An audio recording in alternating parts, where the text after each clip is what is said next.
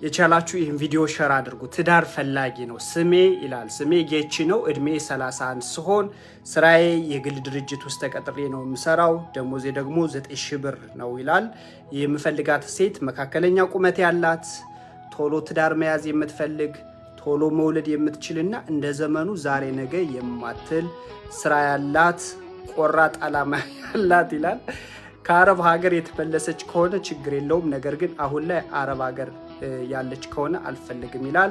እድሜዋ ከ20 እስከ 26 ድረስ የሆነ ዝግጁ ነኝ ላገባ ይላል አንድ ወንድማችን በውስጥ መስመር እየተላከልኝ ነውና ፍቃደኛ ከሆናችሁ እንግዲህ ኢንባክስ አድርጉ ማለት ነው።